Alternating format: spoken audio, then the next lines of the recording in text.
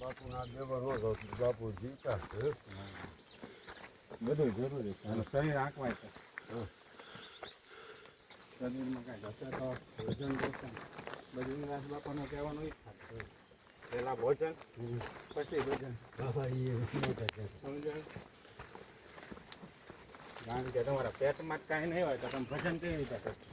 તમારો ધ્યાન તો યાદ રહે ભોજન કરીને ભજન કરાય એટલે આવ્યો કોઈ હાથ